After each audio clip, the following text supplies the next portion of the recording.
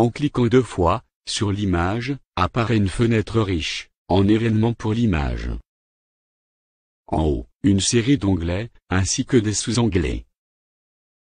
Dans l'onglet « Diapositive » apparaît le sous-onglet « Style diapo » que nous détaillerons plus tard. Passons à l'onglet « Paramètres diapo ». Apparaît une fenêtre, avec une trame générale aux onglets de l'image. D'abord, la fenêtre d'aperçu. Ici, c'est l'image actuelle, en temps réel. La loupe est l'aperçu de précision, pour caler plusieurs images. Mais nous verrons cela plus tard. En dessous, la fenêtre des couches. Chaque image additionnée sera une couche supplémentaire.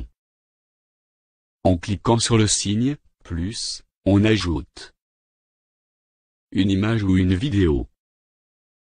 À vous d'aller chercher une image dans votre bibliothèque d'images. Puis ouvrir. 2 images sont maintenant présentes. Notez bien ceci. La dernière image ajoutée devient la couche numéro 1. Le nombre d'images rajoutées n'est pas limité. Rajoutons par le signe « plus » une couleur vive. Dans cette fenêtre, choisissons la couleur.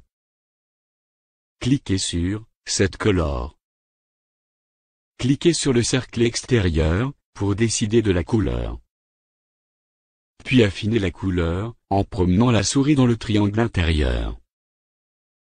Lorsque la couleur vous plaît, validez par « Couleur ». Revenons sur « Set Color ». Vous pouvez aussi taper les valeurs du RGB.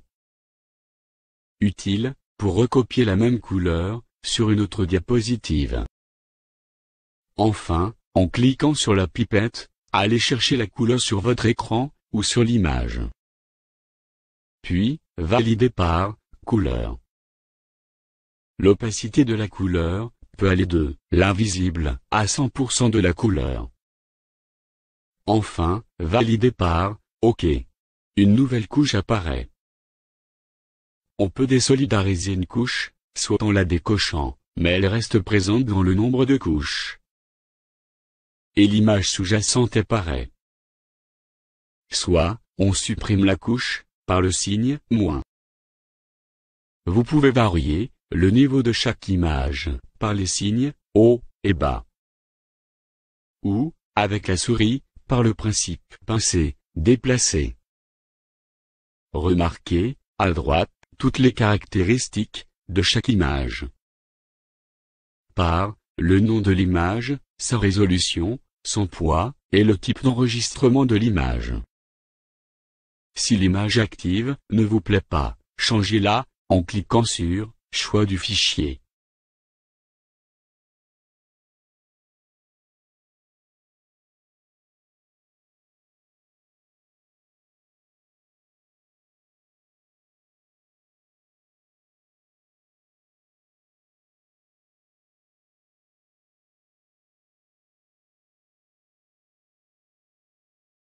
Dans l'onglet « Diapositive » et « Paramètres diapo », voici la dernière fenêtre.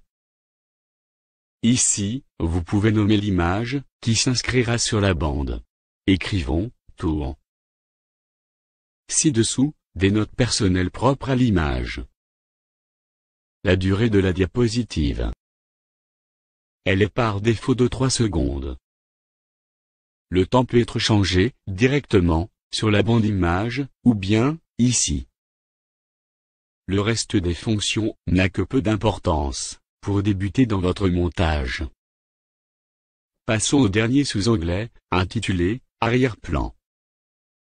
Je vous rappelle que par défaut, toutes les images ont un arrière-plan de couleur noire.